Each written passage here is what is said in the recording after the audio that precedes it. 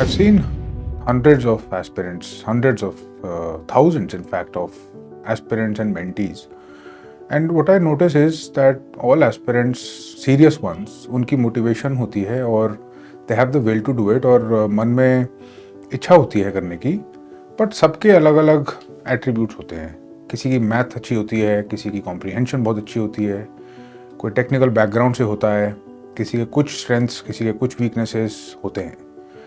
What I have noticed is that जब exam आगे बढ़ता है, प्रीलिम्स के बाद मेंस आता है, मेंस के बाद इंटरव्यू आता है, तो लोग अपनी स्ट्रेंथ्स और वीकनेसेस के बेसिस पे छटने लग जाते हैं. People start to get filtered according to their strengths and weaknesses. और सरप्राइजिंगली, क्योंकि एग्जामिनेशन इतना डाइवर्स है, because it has such a wide structure, तो कोई सेट पैटर्न नहीं है. ये फैक्ट है मैटर का. It sounds as if it is not clear, but this is one of the things which is clear. कोई एक तरीका नहीं है एग्ज़ाम क्लियर करने का, बहुत सारे तरीके हैं. कोई एक परफेक्ट एस्पिरेंट नहीं होता है, सबके अपने स्ट्रेंथ्स होते हैं, वीकनेसेस होते हैं.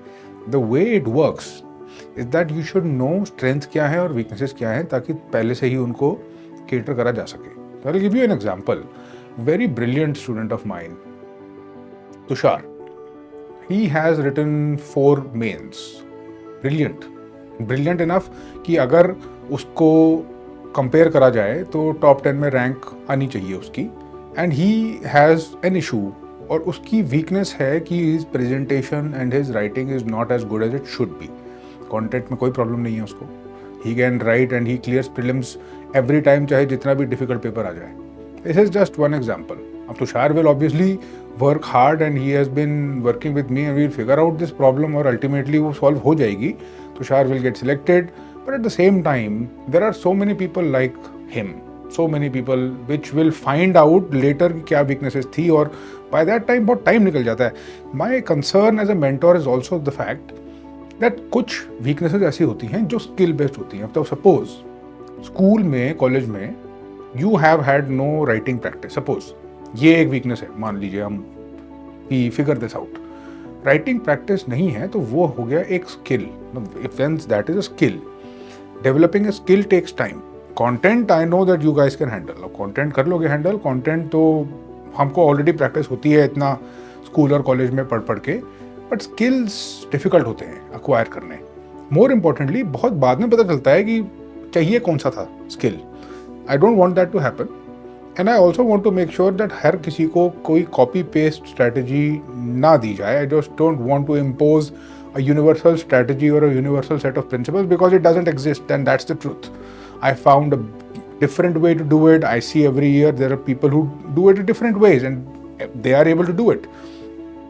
To keep that in mind, what I've done is designed this assignment for you.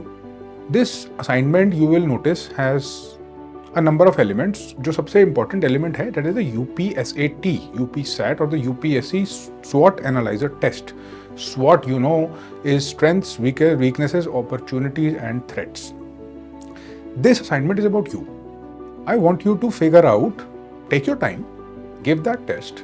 That test is divided into number of questions, and after every few number of questions you will note that पहले 7 questions are about strengths, the next 6 questions are about weaknesses. ऐसे divided है वो. You will be it will be very obvious when you go through the test. What I want you to do is analyze this. I have designed those questions to prompt your own feedback and your own thinking and your own reality about you, because मुझे नहीं उतने detail में पता है आपके बारे में जितना आपको पता है.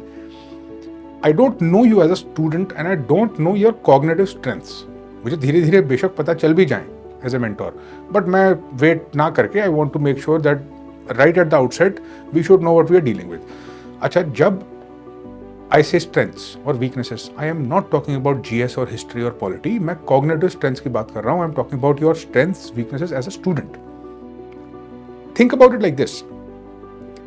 If you have to compete in an Olympic event, as an athlete, you will be competing with other athletes. कुछ strengths होंगे, कुछ weaknesses होंगे. अगर आपको wrestling में compete करना है, you need to be a very good grappler. अगर आपको 100 मीटर sprint करनी है, तो you need to be an exceptionally fast runner. UPSC में you have to be a very, very good student. And by student, I mean someone who can acquire a lot of information. Different cognitive skills test हो रहे हैं. Think about it like a triathlon of mental activity.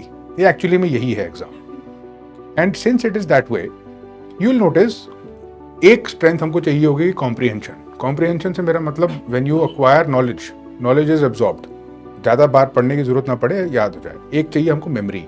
Memory जब when you read something, acquire knowledge, it is retained as much as possible. तो कुछ तरीके होते हैं वो करने के, मैं बताऊंगा आपको। फिर एक स्ट्रेंथ और एक वीकनेस हो जाती है the ability to write, which I have already mention, जो हमको पता ही है कि मेंस में एक बहुत क्रिटिकल इंपॉर्टेंट वो है। फिर कुछ अलग इंटेंजिबल्स आ जाते हैं स्ट्रेंथ्स और वीकनेसेस में, जिसके बारे में कोई ज़्यादा बात नहीं करता है, but I will do it because that is what I do, that's what I actually do. I am a psychologist, and part of that is motivation, willpower, consistency, grit. You know, grit is something which is very not spoken about too much, बहुत important होती है। grit बहुत चाहिए होगी exam में। grit is कि भी despite not feeling good, despite being bogged down, despite feeling negative emotions, you continue and you persist in your goal. ये सब चीज़ें अगर नहीं हैं तो हमको ये अक्वायर करनी है।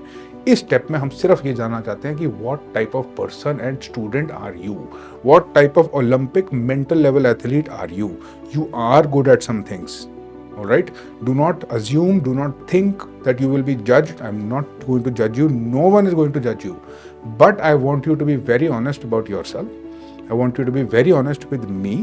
When you give this UPSAT test, I want you to make very sure honestly दिया जाए, इंट्रोस्पेक्शन करी जाए, इसको एक अपॉर्चुनिटी की तरह ट्रीट किया जाए कि चलो एटलीस्ट किसी ने ये चीज़ें हमसे पूछी, और आज regardless of whatever the history might be, someone is interested in what my strengths, weaknesses, etc. are as regards to my student, as regards to my mind. That is what I am interested in. Also, I want you to be very open and tell me honestly what your biggest fears are. आपके fears चाहे valid हो या ना हो, मुझे बहुत कुछ information मिल जाएगी आपके फियर्स के बारे में, so that we can deal with it as we go forward. This is important data for me as a mentor. It is also important exercise and data for you, because it will force you to introspect. जब वो question आप देखोगे, when you try to answer those questions, when I ask you to give some inputs, it will force you to go inside yourself and jog that memory. इतने पिछले सालों की बहुत सारे जो आपने प्रैक्टिस करी है, all these exams you've given, all the school, college exam, etc., that you've given, all of it will encompass, and I want to know what sort of mental level athlete you are. That is the purpose of this test. And later in the same assignment, I will also be asking you to tell me anything, open-ended. Here, be honest with me, be completely candid, be true to yourself. Nobody else will read that information. Tell me what you're made of. Tell me what makes you tick. Tell me what you're afraid of. Tell me why you're doing this. Tell me about yourself. Tell me what pushes you. Tell me what propels you. Once we start that conversation, you will get to know a lot about me as well, because I'll share similar type of information with you. Once we have this connection, once we have this bond between a mentor and a mentee, you'll see that we'll be off to a flying start. बहुत मज़ा आने वाला है, बहुत deep, enriching, अच्छी journey होगी, which I am excited about. But this particular assignment is about you, so I hand the ball over to you. You take your time, think about it, give me your best responses, and I'll see you in the next one.